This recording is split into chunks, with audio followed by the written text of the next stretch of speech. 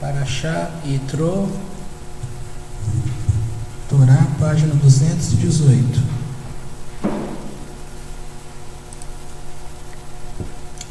Diz assim, então estamos em Shemot, Êxodo, capítulo 18, porção semanal Yitro, essa é a porção 17.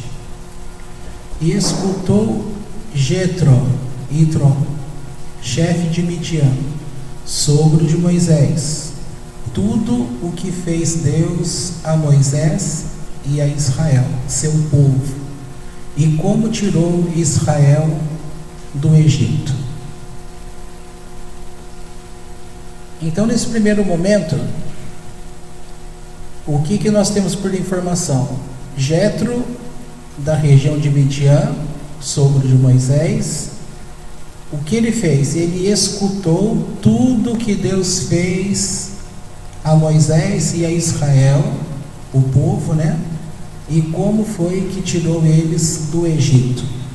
Então vamos lembrar quem era o Jetro.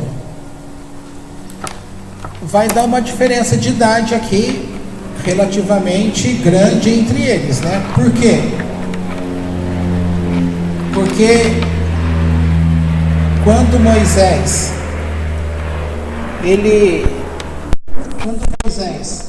era criança, pequena, em torno de 3 anos de idade, o Jetro era um dos 3 conselheiros do faraó do Egito. Ele trabalhava na corte. Aí tem aquele midrash famoso sobre a explicação. Por que é que Moisés tinha um problema na fala? Tá? Vamos lembrar quando Deus chama Moisés naquela sarça ardente e diz que ele seria o libertador do povo. Ele fala assim, não pode ser eu, porque eu não sei falar, ou seja, eu tenho um problema na minha fala, na minha linguagem. Esse problema, ele é originário de quê?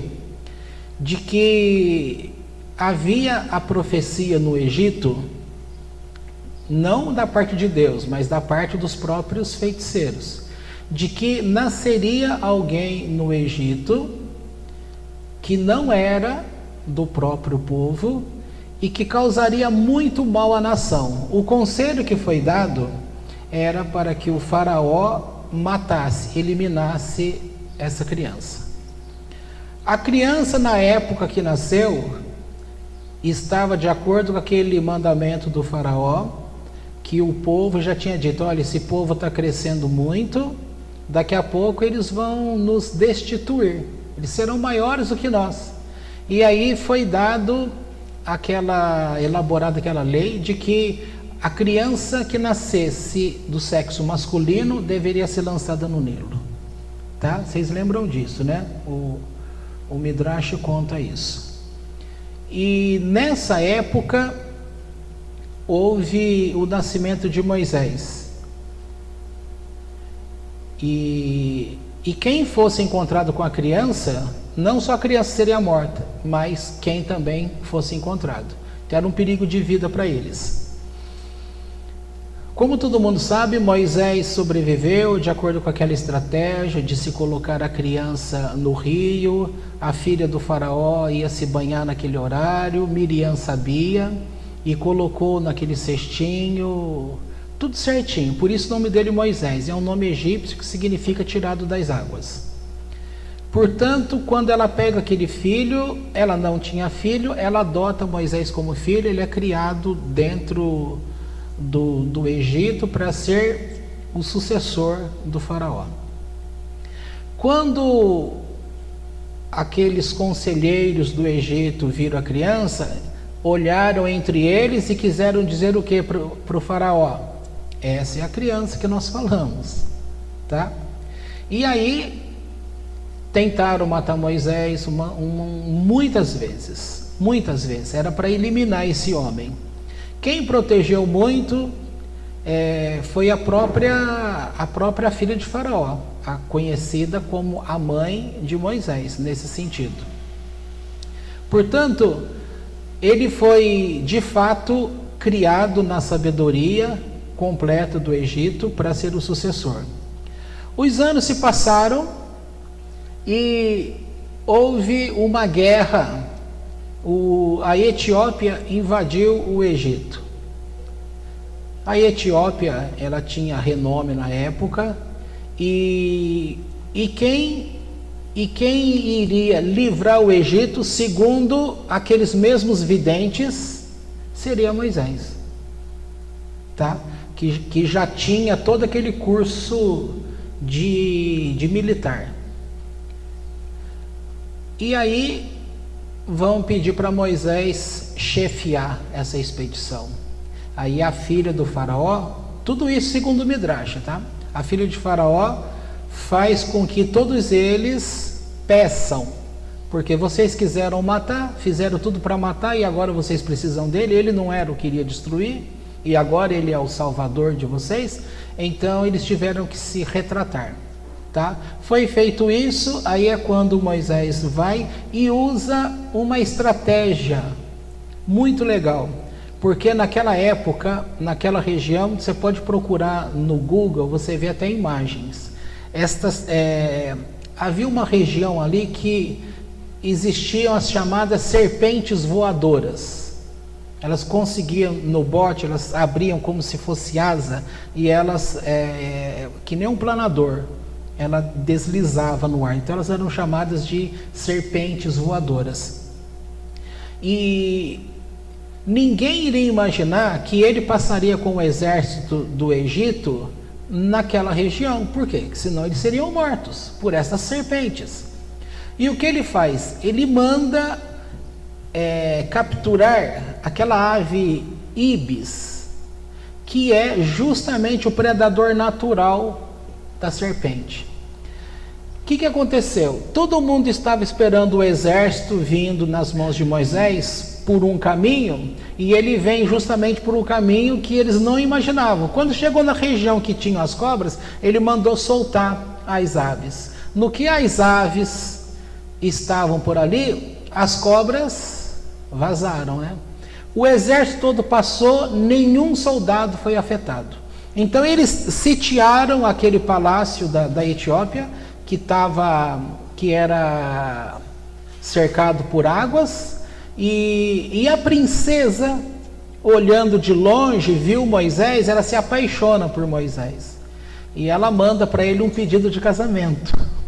Ele diz: eu caso com você, desde que o seu pai se renda. E houve essa rendição, tá? Então aí o Egito vence, portanto, a Etiópia. Você vai ver em nota de rodapé na Bíblia cristã, está falando ali que é dito que Moisés teve um casamento com uma etíope, mas ninguém sabe quem é. Na verdade, o Midrash conta que é justamente esse caso que eu acabei de relatar, tá bom? Depois, nessa época, Moisés criança, quando Jetro era um dos 3 conselheiros do faraó, e já era de conhecimento essa profecia de que ele seria alguém que causaria problemas no Egito.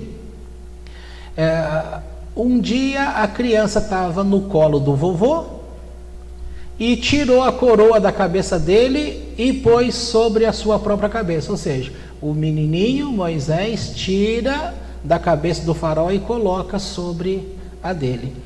Os magos aí olharam e falaram: olha, isso é um mau presságio.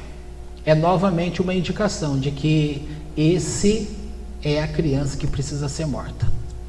E aí, nesse momento, Jetro entrou com uma defesa. Dentre os 3, ele entra para poder apaziguar, tá? Ou seja, se a gente olhar na história, o primeiro conselho em favor de Moisés é esse. Então ele fala assim: com certeza não é isso, faraó, é apenas uma criança é atraída pela luz que chama atenção.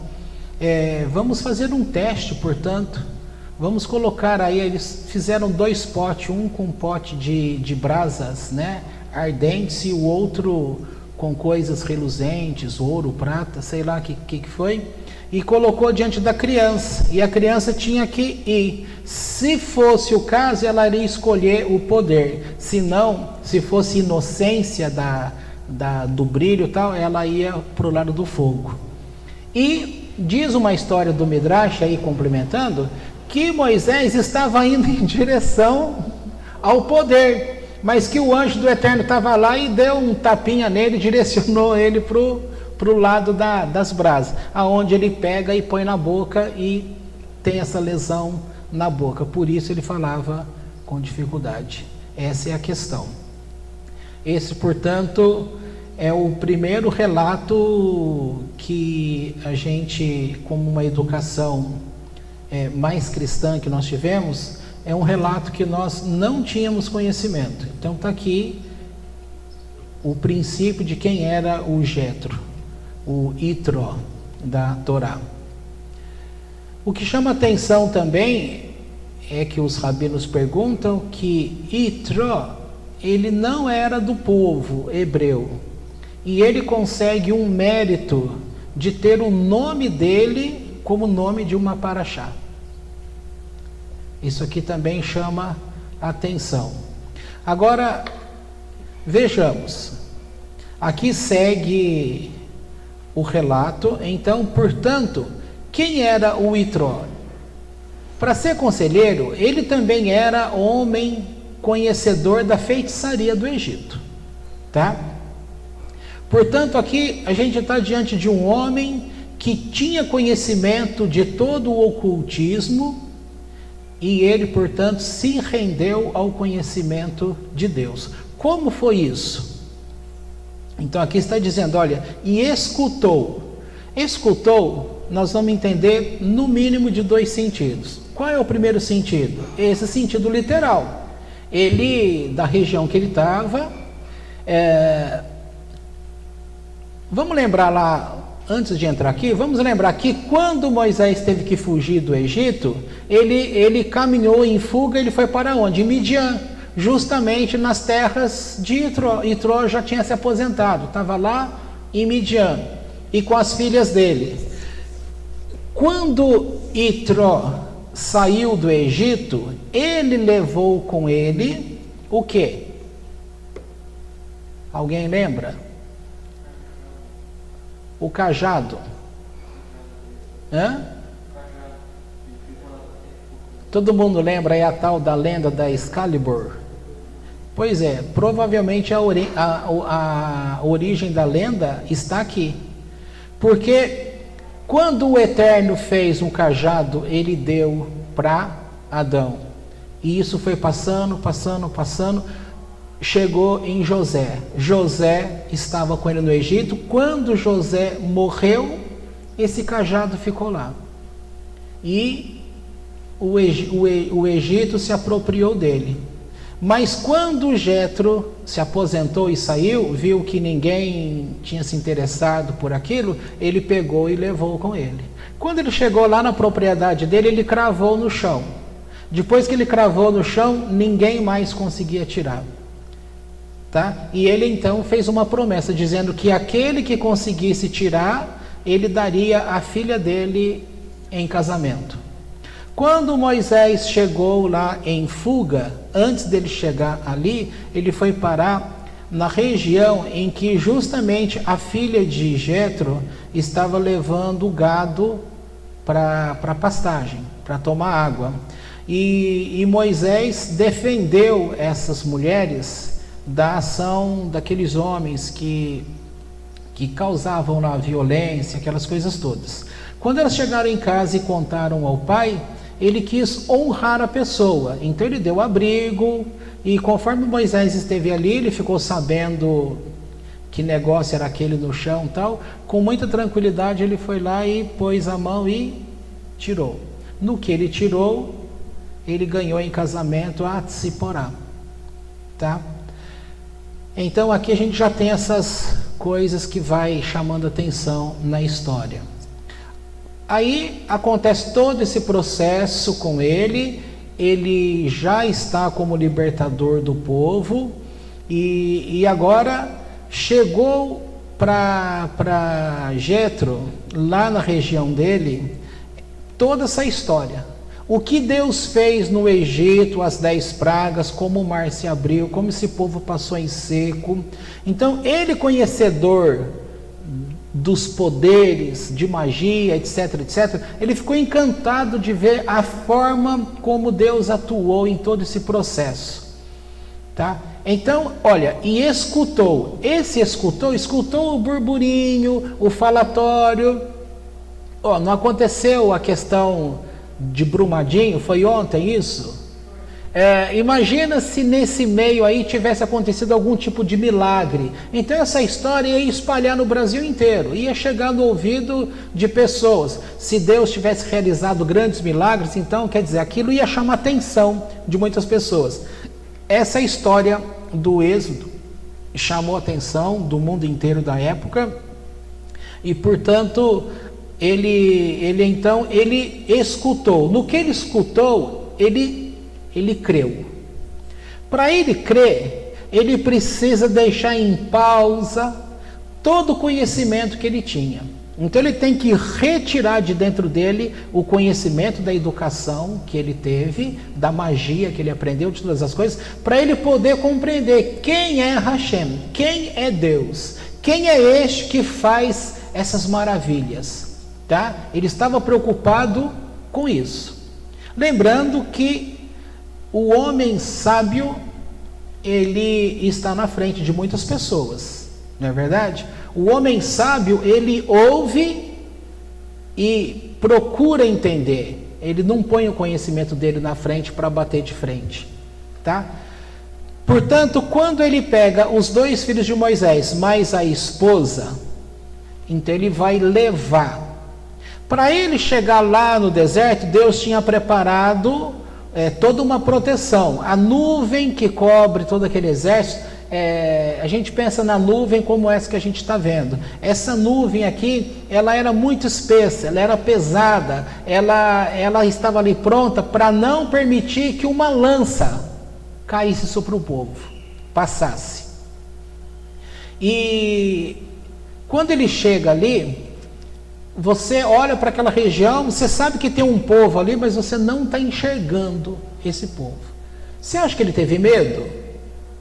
Fazia parte da vivência dele, de ocultismo, de tantas coisas. Então, para ele é uma coisa normal.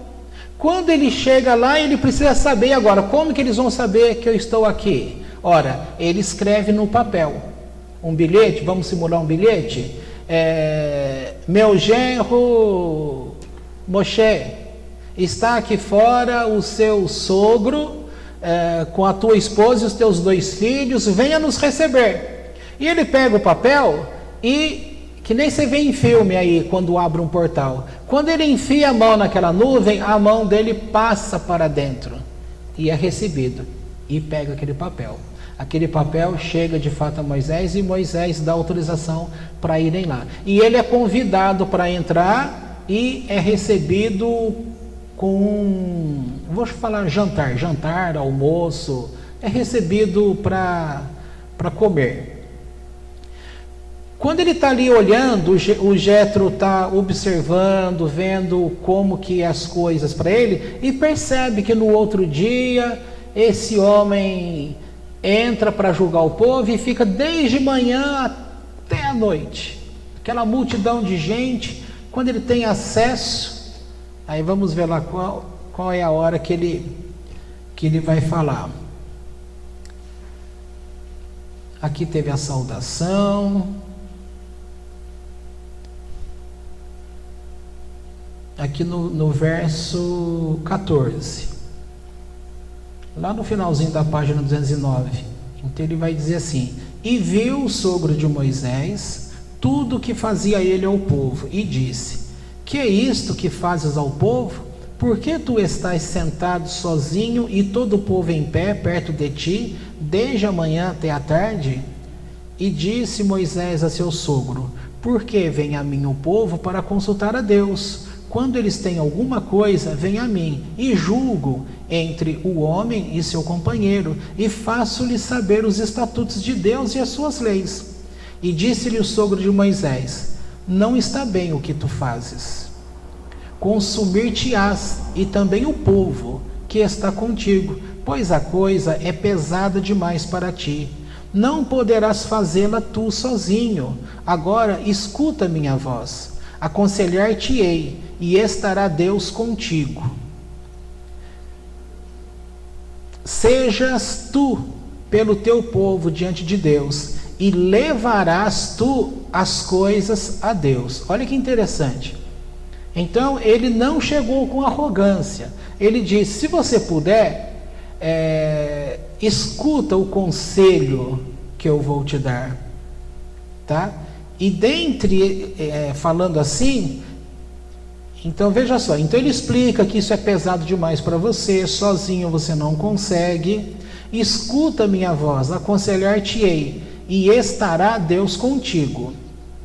Seja tu pelo povo diante de Deus, olha, e levarás tu as coisas a Deus, dizendo assim: eu vou te dar um conselho, só que aquilo que você ouvir de mim, você não vai acatar porque sou eu que estou falando, ou porque sou eu o antigo conselheiro do faraó, sou eu que tenho sabedoria mais que você. Não houve essa arrogância. Ele ainda diz assim: você pega a minha informação e vai levar ela para Deus, e Deus vai te dizer se de fato eu estou certo e que esse conselho é bom.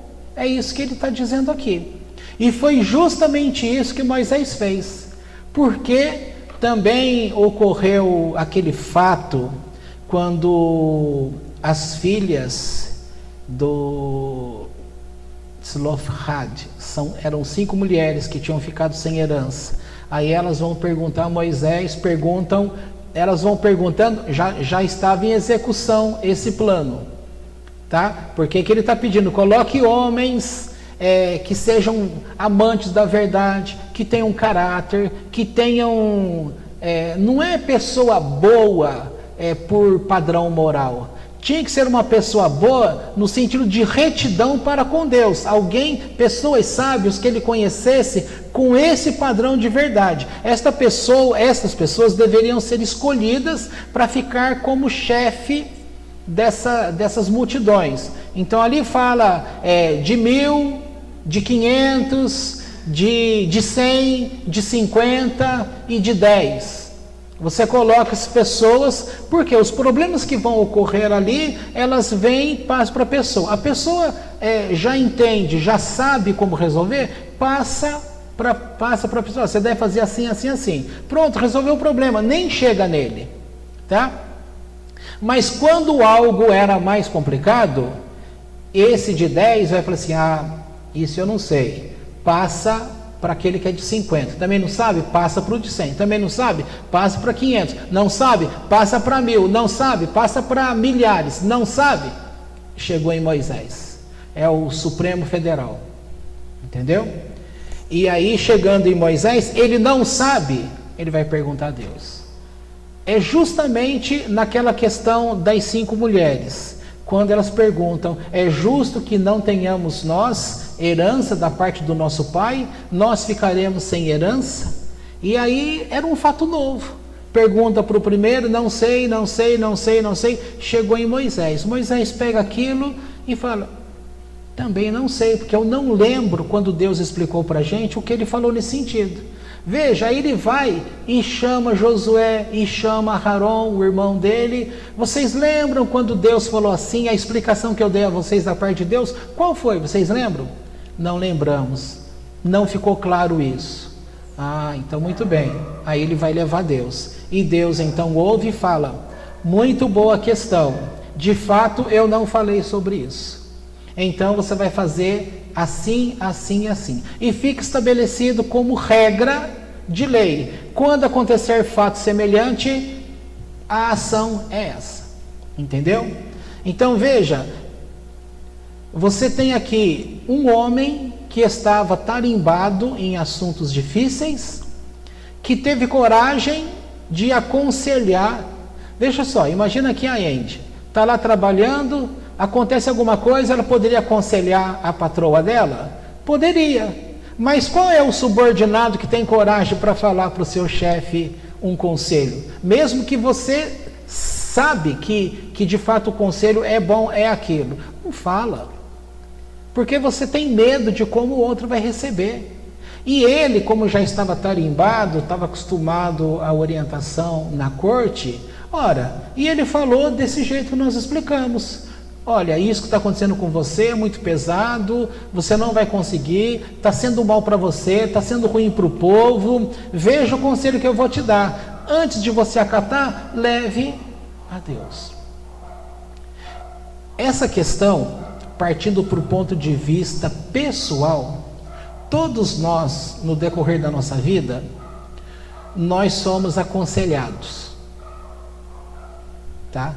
E tem esse lema e essa questão popular que diz que se conselho fosse bom, ele não era dado, ele seria vendido, tá? Nós sabemos disso, mas mesmo assim, toda pessoa é impulsionada, principalmente você ouvindo problema de amigo, colega, onde você ouve coisa, nós temos mania de falar, se eu fosse você, eu faria. Só que quando é você, muitas questões que você fala para o outro fazer, você não faz para você. Então, é aquela questão da roça popular, né? Pau que bate em Chico, bate em Francisco. Não pode ser duas medidas, né? É uma regra. Então, o chinelo que você bate no bumbum do teu filho é o mesmo chinelo que você tem que bater no seu bumbum. Não pode ter dois pesos, duas medidas. Aquilo que você enxerga que é o bom só para o outro. Quando é para você, não serve. Então, aqui a gente já vai pegando uma base psicológica, que a gente vai percebendo o desvio. Nós somos levados, é um impulso, a gente nem pensa. A gente vai falando de coisas que a gente nem tem certeza. É diferente desse homem. Ele estava pontuando algo com certeza. Ele sabia, porque ele era um homem experimentado. A experiência, ela te traz garantia da vitória, tá? Então, nós somos levados no nosso dia a dia, é tudo no oba-oba. A gente é como se desse um choque. Aconteceu, se eu fosse você, eu faria isso. A gente não pensa para dar um conselho. A gente não pensa para meter a colher. Minha mãe usou uma palavra para minha irmã ontem, quando ela saiu de viagem, né? Porque lá na casa da minha avó está tendo uns problemas lá, de discussão, problema entre irmãos e tal. Olha o que minha mãe disse. Uma pessoa que, entre aspas, sem educação formal, tá? De escola. Ela disse assim, você vai para lá, você vai chegar lá e vai ouvir um monte de coisa. Não dê a sua opinião, nem para um, nem para outro, porque eles são famílias. Daqui a pouco você sai de lá, eles vão se acertar entre eles, e aí você perdeu o relacionamento com a família. Isso é um bom conselho? Não é um conselho também popular, que a gente diz assim, em briga de marido e mulher, não se mete a colher. Você fala do marido para a esposa, acho que eu vou me separar, tal. Aí você fala, isso mesmo, esse teu marido, não, fala a verdade, eu nunca fui com a cara dele. Você sabe que um dia ele olhou para mim meio diferente, assim, eu nunca quis contar, você é minha amiga, tal, não sei o quê, e fala essas coisas. Aí, achando que fez o bem, daqui a pouco os dois se acertam. E aí, como que mantém a amizade?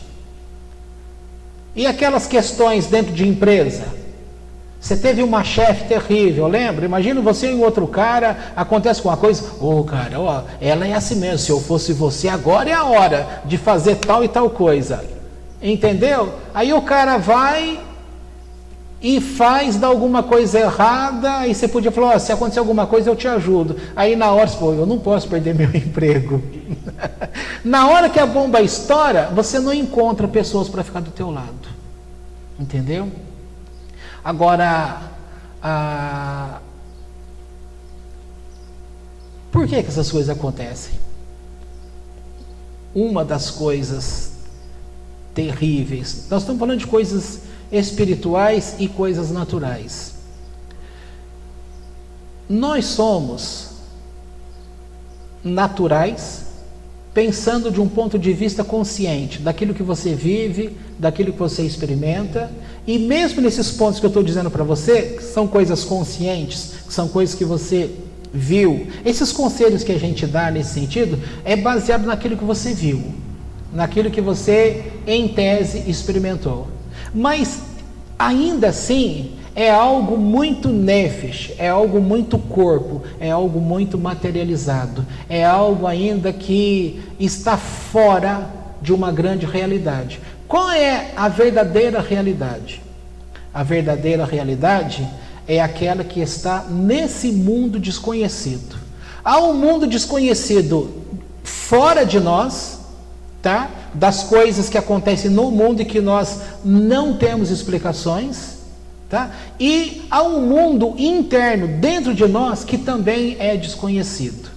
Desconhecido para nós, mas muito bem conhecido para quem conhece. Ficou feio, mas para entender seria assim. Tem um texto no Novo Testamento que o apóstolo Paulo diz assim, se eu não me engano, capítulo 13 de Coríntios. Ele fala assim: agora eu vejo como homem, como espelho. Eu vejo, daqui a pouco a minha mente esqueceu. Mas um dia eu sei que serei conhecido. Que vou conhecer assim como sou conhecido. Ora, aquilo que se conhece sobre você hoje é nada. Tem muito para que você conheça sobre você, que vai explicar e vai impedir que você tome decisões e que você faça coisas que começam a dar errado na frente. Agora, por que você fez coisas, tomou decisões e atitudes? Ah, é trauma. Sim.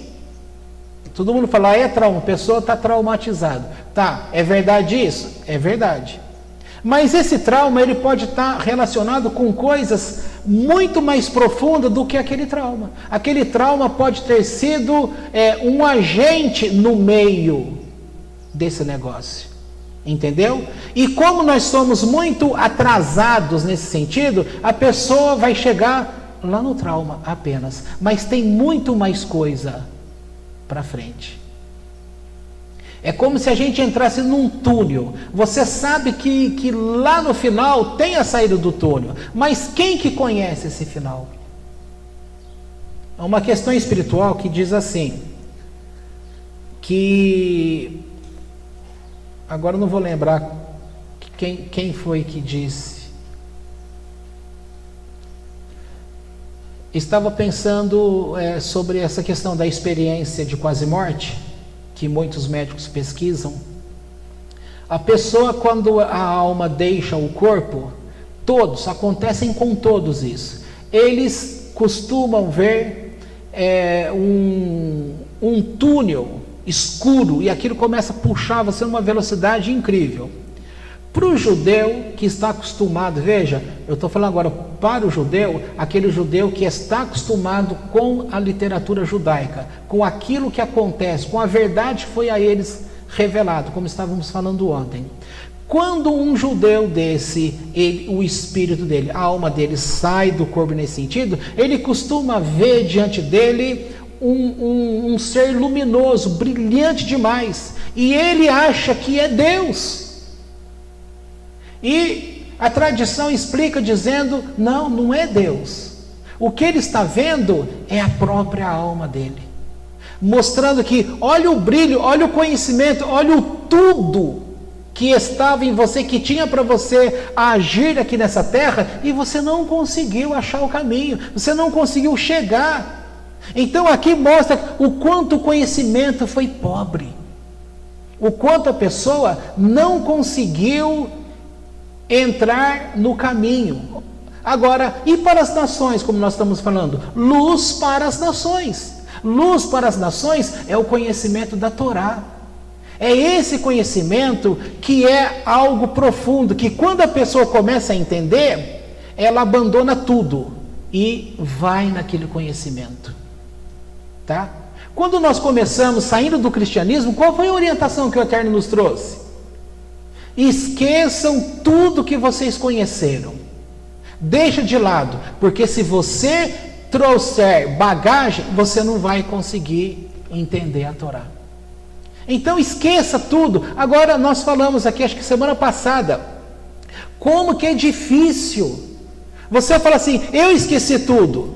É impossível a gente esquecer, porque a gente trabalha por esse impulso. Então a educação, o treinamento, que na verdade foi como um comportamento operante, um comportamento que você foi educado naquilo ali, aquilo se tornou uma regra para você. Você começa a pensar nas coisas baseado naquilo, só que você não sabe que você age assim. Então essa base do cristianismo, ela ainda é muito forte e rica dentro da gente. E a gente tem que lutar para poder impedir que esse tipo de doutrina, de conhecimento, ainda queira nos ensinar uma direção. Porque isso vai nos desviar do ensino. Porque tem certas coisas que Deus coloca pela Torá que é totalmente o oposto. Enquanto a nossa educação cristã fala é norte, a Torá vai dizer é sul. E se a gente fica nesse... E agora? O que eu vou fazer? Você para. Você não deixa a igreja. Você não deixa aquele lá. Mas você para. Só que você não sabe que você parou. Você vai descobrir muito tempo depois que você ficou estagnado. Acha que aprendeu e ficou parado. Entendeu? É isso aqui que está tratando. E o que eu estou te dizendo aqui é essa beleza do Jétro, que ele tem esse conhecimento do ocultismo, mas ele não é trouxa. Ele sabe que o Deus que operou essas maravilhas é o Deus que ordenou, por exemplo, a Moisés o conhecimento. Quando escreveu o Sefer Tetzirá, que dá origem a todo tipo de feitiçaria. Por quê? Uma feitiçaria, quando você pegou um conceito que vem de Deus e você começa a usar esse conceito fora do conhecimento de Deus. Você começa a manipular a criação de Deus com conhecimentos divinos, sem o divino. Quando eu comentei isso com vocês, não sei se ano passado, talvez o anterior, eu comentei de alguns livros. Eu falei, eu não vou falar o nome, e acabei falando o nome de todos, né? Hoje eu não vou falar o nome mesmo. Livro que as pessoas compram estes livros porque ali está ensinando como você vai pronunciar o nome de um anjo. Porque é determinado que quando você conhece o nome de um anjo, quando você declara aquele nome, ele é obrigado a se apresentar. Por exemplo, no Zohar, até no Zohar, se eu não me engano, aquele pequenininho, o Esplendor, aquele da capa marrom, se eu não me engano, até aquele pequeno, ele fala disso, que quando você descobriu o nome, veja só, Deus não escondeu, ele omitiu, não deixou à vista, mas quem conseguiu nesses mistérios aprender e descobrir a forma de falar esse nome, então quando ele fala esse nome, o anjo que responde por esse nome é como se ficasse, lembra a fábula do Aladim? Ele raspa a lâmpada, sai aquele gênio. Aquele gênio não tem todo o poder? Como que ele que tem todo o poder vai ficar sujeito ao fulano que raspou a lâmpada? Não é uma coisa assim que fica esquisito? Me fala 3 poderes, 3 coisas que eu vou fazer para você. Ora, não tem sentido. Então a ideia é bem essa. Quando a pessoa fala o nome, ficou determinado por ordem divina. E anjos têm muitas classificações nessa criação de Deus. Quando este anjo ouve aquilo e alguém falou aquele nome, ele ficou preso àquela pessoa. Ele é obrigado a vir. Só que ele vem com muita ira, com muita raiva. Ele é obrigado a fazer aquilo que a pessoa ordenou ele fazer. E ali, por exemplo, você, nessa ordenança, você pode fazer um encantamento para matar uma pessoa. E ele tem que ir lá e matar a pessoa. Tem todo o segredo para fazer essas coisas. Só que, a partir do momento que você fica atrelado a esse anjo, ele vai acabar sendo também um inimigo seu.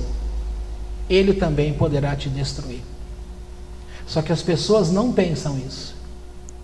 Uns 2, 3 anos atrás, eu vendi um livro desse para um fulano, que era da congregação. Eu vi que ele era da congregação, e um dia eu perguntei para ele assim, que legal, você está procurando educação judaica e tal, mas você é da congregação, você não tem problema aí, porque a congregação já tem problema no próprio meio evangélico. Agora, você mexendo com uma doutrina judaica, mas dentro de um assunto judaico que é, entre aspas, rejeitado, porque é reconhecido como assunto perigoso e tem uma ordem expressa dos sábios para não mexer com isso. O sábio maior que deixou claro isso é o Arizal. Ele deixa, a Cabalá prática, ela está proibida. Essa questão da Cabalá prática, nesse sentido, ele falou assim, olha, é que eu estou precisando, a resposta dele foi isso, eu estou com alguns problemas na minha vida e eu estou fazendo testes. Primeiro eu vou estudar esses negócios aqui, e quando começar a ter efeito, aí eu vou estudar outras coisas. E aí? E aí que este é um exemplo do que é de fato o ser humano. O ser humano é assim. Ele tem, lembra que eu falei quando o judeu morre e ele sai do corpo?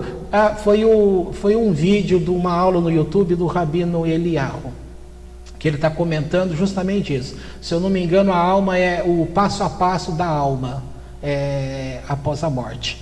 Então é aqui que ele vai relatar que esse brilho da luz não é Deus, como eles identificam, é na verdade a sua própria alma. E aqui, como a alma está fora do corpo, ela já passa a ter um conhecimento de Deus muito maior do que a pessoa tinha enquanto estava aqui, aprisionada no corpo.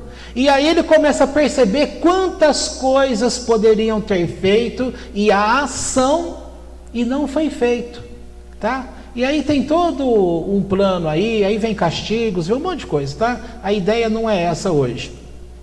E a ideia também é entender que no plano psicológico é dito que você tem um mundo desconhecido em você. Qual é o mundo desconhecido em você que você pode pensar assim, como que o desconhecido me governa? Ora, é eu que vou governando o desconhecido conforme eu vou conhecendo. Errado. O que é a parte conhecida sua? Consciente. E é provado que todas as pessoas, elas são dominadas e dirigidas justamente pela parte nela que ela não conhece, que é o desconhecido, o inconsciente. Só que o inconsciente, ao mesmo tempo que ele é ligado a você, ele também está ligado ao universo, que está ligado a Deus.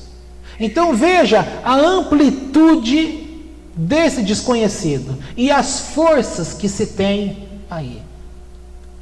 Agora, se Deus, nós falamos ontem, né, quando Gabriel citou a intuição, a questão, ouviu a voz, faça tal coisa, estava ocupado, não fez, aí aconteceu o problema, puxa, é tarde, né? Aí fica aí se martirizando, igual o dia que eu raspei a porta do carro. Poxa, eu sabia que eu preciso tomar cuidado na hora de fazer essa curva aqui, porque senão eu pego a coluna.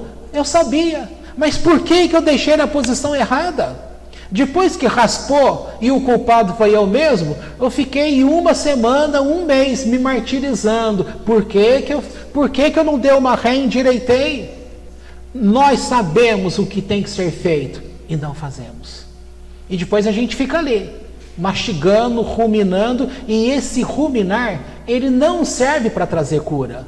Ele serve só para trazer doença, porque você não fica ruminando, pensando em como você poderia ter feito, você fica se martirizando, se culpando. Por que eu fiz isso? Por que assim? Por que assado?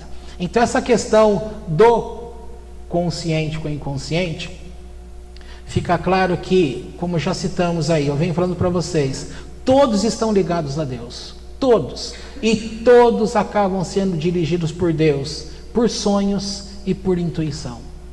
Só que quando você não conhece a base de como um sonho está sendo formulado, essa linguagem, você tem aquilo te impressiona e você não sabe o que fazer, mas foi te dado. Por exemplo, o sonho que me contou ali no café, 2 baratas perseguindo. Ora, todo mundo sabe que barata não tem dente. Então, barata vindo em você, ela vai te morder? Não vai. Ela vai te matar? Não vai. Por que seja o homem, seja a mulher, tem pavor de barata? A pessoa vai falar, é susto, é nojento, é isso, é aquilo. Mas todas essas explicações são explicações que não explicam por que nós temos um nojo, uma aversão a esse bichinho. Se 2 bichinhos desses, que aparentemente são inofensivos, está te perseguindo, é bom começar a pensar o que poderiam ser, o que eu ando fazendo, o que está próximo de mim, que são 2 baratas que estão, entendeu? Isso é religioso? Não é religioso, isso é uma informação do inconsciente, um aviso para se tomar cuidado. Aí vamos supor, não consegue entender, daqui 2 meses acontece alguma coisa ruim, aí fica claro, era o sonho das 2 baratas. Ou coisa boa, tem coisa boa associada à barata?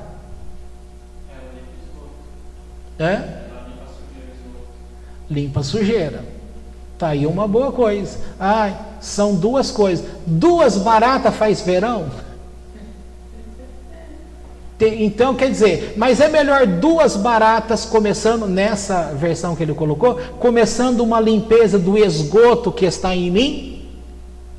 Tá? É só 2 consegue limpar? Não consegue, mas consegue começar.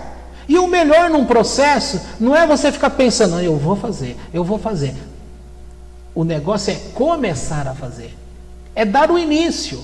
Então você tem 2 baratas hoje, daqui a pouco vai ter uma infestação de barata, igual aquele filme Joey e as Baratas.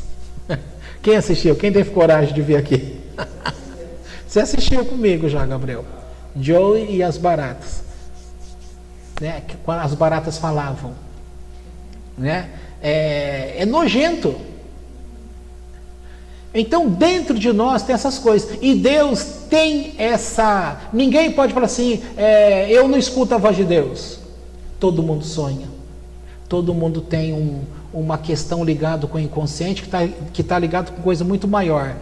É que as pessoas, o psicólogo, o psiquiatra e todos aqueles hoje que trabalham com essa questão do sono e do sonho, eles deveriam conhecer esses mistérios. Só que a grande maioria não conhece. Os pastores estão ligados, pastores e religiões afins, eles estão conscientes de que Deus trabalha falando formulação de sonhos. Nós vimos aí Jacó, né, quando a escada liga. E tem que ver também que muitos sonhos são informativos. Muitos sonhos são de premonição, de coisas que vão acontecer e que você deve se preparar para não receber um baque quando acontecer, ou que você pode usar de metodologia para evitação, para te dar tempo para evitar aquilo, tá? Só que as pessoas, elas não conhecem, porque de fato é uma linguagem que precisa conhecer a linguagem da história da humanidade. E as pessoas, elas gostam de história de botequim, mas não gostam de ser informado da história da humanidade, porque acha que isso é que nem matemática, não vai me servir para nada. Só que você resolve muitos mistérios conhecendo, veja, porque a história da humanidade, ela é a tua história. Você está fazendo a história da humanidade, só que a história da humanidade, ela também diz respeito a muito do seu comportamento. Então você tem a história da humanidade, você tem a história da cultura do teu país, do teu estado. Você veja, lá no Rio Grande do Sul é uma coisa, aqui em São Paulo é outra coisa. E é Brasil. Então o Brasil tem um jeito, cada estado tem o seu jeito e cada município, Campinas, é diferente de Piracicaba. Inclusive na fala, é Piracicaba. Já começa diferente na dicção, entendeu? É uma marca. Então tudo isso, cada marca específica, ela diz respeito àquela pessoa específica. Então é fácil. Tem como conhecer tudo? É difícil, mas tem como você ter uma noção, tá? E quando alguém consegue ter uma noção, essas pessoas começam a ser úteis na orientação do discernimento de sonhos. E assim vai. Então, olha, guarda isso. Nós temos aqui na nossa paraxá o Jétro, que tinha conhecimento de um mundo desconhecido que, em parte, foi dado a conhecer a ele. Porque era a cultura do Egito, fundamentado em feitiçaria. Tá certo? Só que ele também sabia que esse tipo, estou usando feitiçaria porque todo mundo sabe o que é, tá? Magia, feitiçaria, isso é conhecimento principalmente aqui no Brasil, tá? Que tem a Bahia, que tem a macumba, que tem o culto afro, então não é uma linguagem estranha pra gente, tá? É pesado falar magia assim, porque a gente está pensando em coisas muito do mal, mas tira essa carga de Satanás, essas coisas, não é disso que estamos falando. Nós estamos falando de algo que você, tendo conhecimento, você vai fazer e aquilo vai acontecer. É que nem ciência, fez do jeito certo, aconteceu. Tá? É igual lá o mecânico. O Celso pode falar para o Nequinho: Nequinho, o problema é do teu carro, você vai fazer assim, ó, assim, assim, assim, vai acontecer tal coisa. Quando acontecer isso, você faz tal. Você vai lá, você vai seguir os passos, corrigiu. Ele não precisou estar perto, te passou uma informação. É um conhecimento, tá? Pode falar.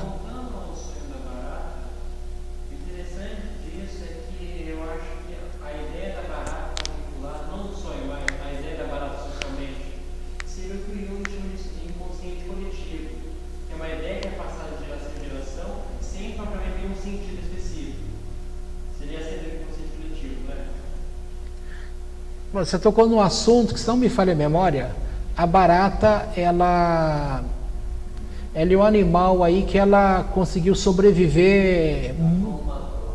Oi. Ela sobreviveu à bomba atômica e o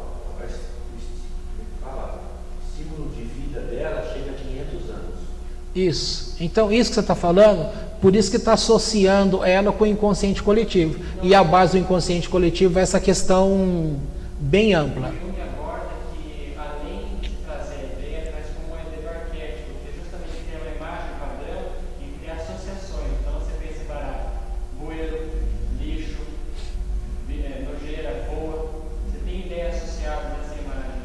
E o interessante é que, agora, trazendo para a parte judaica, o que muitos judeus hoje estão brigando dentro do... Oi, Veraldo, se tiver, pega para mim. É justamente a padronização dos hábitos.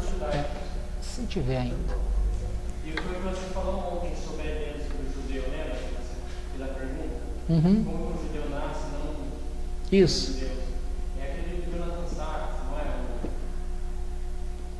Como meus netos serão judeus?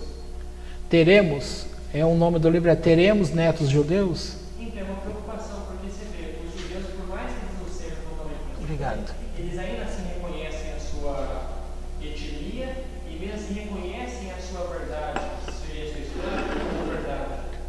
O Rabad, ele explode aí nesse sentido com justamente essa ideia do sétimo Rebbe, que é o chamado de Rebbe, o famoso aí, ele estabelece justamente essa questão. E nós que estamos vindo de luz para as nações, nós somos alcançados pelo Eterno, que foi Ele que nos trouxe a esse caminho, mas também o que nos manteve com conhecimento para ir aprendendo, nós também devemos ser gratos ao estilo da educação rabádica. Por quê?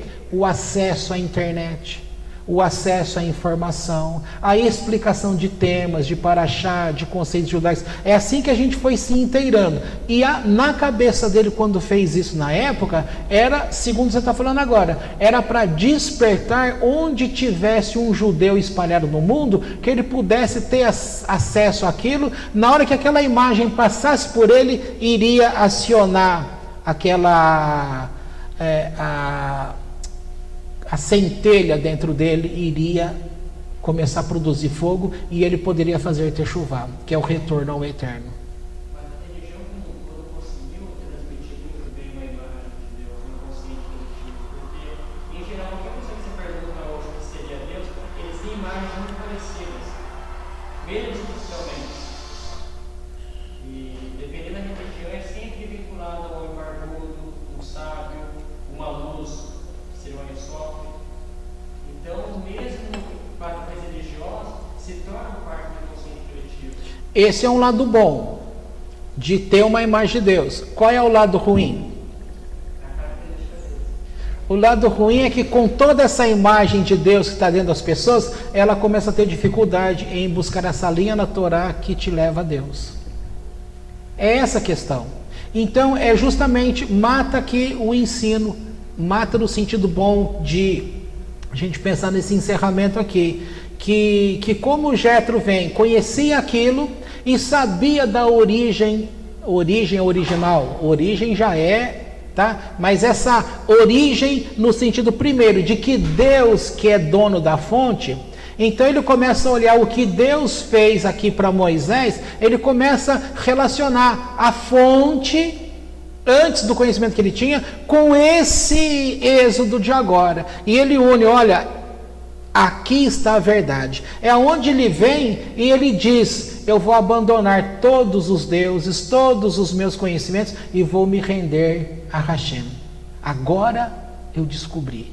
Essa é a ideia. A ideia do consciente e inconsciente que eu disse, é uma forma primitiva de Deus ter acesso a todas as pessoas. Os sonhos, eles em muitos momentos, ele faz com que dentro de você, uma verdade dentro de você, lhe seja conhecida. Tá? Eu já cansei de falar para vocês que a maioria esmagadora de invenções, descobertas, é tudo dadas em sonhos. Às vezes a pessoa está fazendo um projeto e ela fala, poxa, e agora? Para onde que eu vou aqui? Está faltando uma peça. Que peça é essa? Aí, entre aspas, o acaso vem no sonho. Ou então, como eu estava falando sobre o nome da igreja, que sabia que vai mudar, mas qual? Não sei qual, vou escolher por conta própria? Não, vou esperar o momento acontecer. Ontem, portanto, quando viu, nesse sentido, Luz para as Nações. Qual é o nome? Luz para as Nações? Or Legoim. Então, bate, casa com a nossa necessidade, casa com o nome, casa com a paraxá, casa aqui com a história, casa como o primeiro Benei Noach, nós Benei Noach. Então, está tudo favorecendo, está tudo apontando para um caminho. A probabilidade que seja esse o nome é grande? É grande. Se é que já não está batido o martelo, entendeu? Foi o acaso? O Jung não chama isso de acaso, ele dá um nome de sincronicidade. É quando coisas que aparentemente não têm relação, mas aquilo encontra no momento. Olha, eu estava lendo algo ontem, e naquilo que eu estava lendo aparece justamente a palavra, aquilo que eu estava precisando. Então você pode pensar assim, é a direção de Deus? Sim. É a sincronicidade? Sim, só que sincronicidade também é uma forma de Deus atingir o mundo inteiro para trazer conhecimento às pessoas. Mas geralmente as pessoas colocam esse tipo de sincronicidade como superstição, como um acontecimento ao acaso e vai por aí afora. Entendeu? Bom, eu tenho um compromisso de encerrar 11h15, são 11h10. Então eu acho que bastante que a gente falou aqui. O que você deve chamar atenção é o mundo conhecido seu, consciente. Ele pode ser um mundinho na tua vida, baseado em todo o conhecimento que existe. Então você tem muito trabalho a fazer. Agora, se você está satisfeito com o conhecimento que você tem, então a noção é, você tem uma parte muito, muito, muito maior que o inconsciente, que ele é desconhecido para você. Só que é o desconhecido que governa o conhecido. Isso você pode provar na tua vida, atitudes, comportamentos, palavras, modos, a nossa educação, nosso tipo de estudo, com quem casou, que tipo de filhos temos, que tipo de profissão escolhemos, o que temos feito com a nossa vida. Tudo isso é ação do inconsciente no nosso consciente. E se a gente não aprende a fazer essa leitura, aí eu dei o exemplo, se começar a pensar, por que 2 baratas? Aí ele trouxe uma coisa, nós tivemos então uma visão ruim e uma visão boa. Visão ruim da barata, qual foi que a gente falou? A parte primeira que eu disse, a barata relacionada a coisa ruim, esgoto, tal, não sei o quê. Mas aí ele vem com uma parte boa. A parte boa é que ela tem todas essas coisas nojentas, mas ela faz uma limpeza do sujo. Opa, então mudou o jeito de enxergar. São 2 coisas só que estão vindo atrás de mim, ou seja, querem a minha limpeza. E querer a minha limpeza significa, olha, eu estou querendo, mas eu não sei por onde começar. Pronto, Deus está mandando um aviso. Estou mandando 2 baratinhas atrás de você para começar o serviço. Começa o serviço. Dali para frente virão outros sonhos, que vai começar a apontar qual é a direção. E a gente vai começando a limpar na direção. Tá? Você tem que lembrar o seguinte, quando você vai implodir um prédio, tem técnica, não é só colocar dinamite lá, tem a quantidade e o ponto que se coloca, né? A gente já viu coisas aí que quando explodiu o prédio não caiu, né? É um vexame, mas quando o negócio dá certo, você vê que aquele negócio cai bonitinho assim, não é assim? Não é bonito de ver? Tá? Porque deu certo. Então é bem isso, a gente vai observando, porque quando você tem gente que vai fazer terapia, eu aprendi isso lá no passado, muitos anos atrás, na ânsia do terapeuta que está meio sem experiência, ele começa a tocar em assuntos muito difíceis para a pessoa entra em choque. Por quê? Ora, tem certas coisas que estão ali escancaradas do problema, só que você não pode mexer nele. Porque se você mexer nele, você tira o chão da pessoa. A pessoa entra num buraco maior do que ela estava.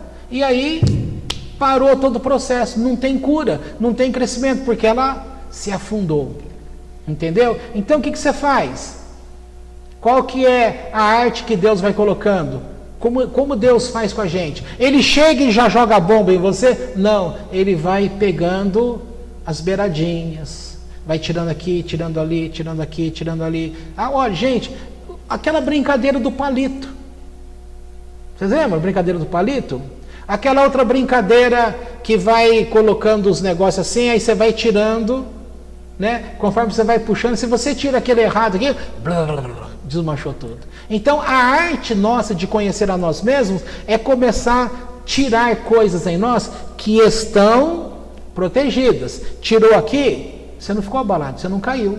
Você vai tirando e vai mantendo base, até chegar o tempo que você pode mexer naquele problema cabeludo. Aí mexeu naquilo, você tem como trabalhar aquilo. Se mexer antes, no exemplo, a pessoa pode cometer suicídio, porque ela não suporta. Entendeu? Então tá aqui, podemos ver, essa aqui é uma paraxá muito rica que a gente poderia trabalhar muito desses assuntos, seja espiritual, seja no sentido de conhecimento religioso, seja em conhecimento de Torá, seja em conhecimento psicológico, em mundo nesse sentido de terapêutico, etc, etc, etc. Tá aqui alguma coisa para a gente parar, pensar, meditar, para você começar a perceber o que você pode fazer por você? É essa a questão. Porque senão a gente vai ficar repetindo os nossos erros. A gente vai repetindo, repetindo, repetindo. E é tão gostoso quando acontece algo e você dá aquele clique e fala assim: puxa, como eu mudei.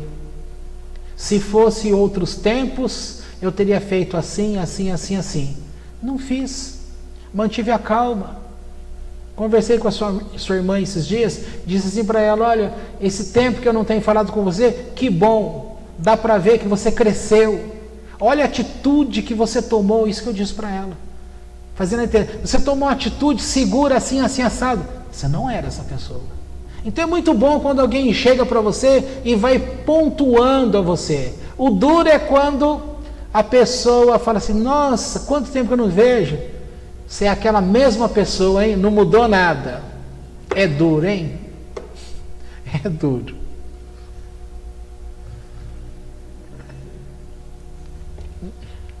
Gostou, né?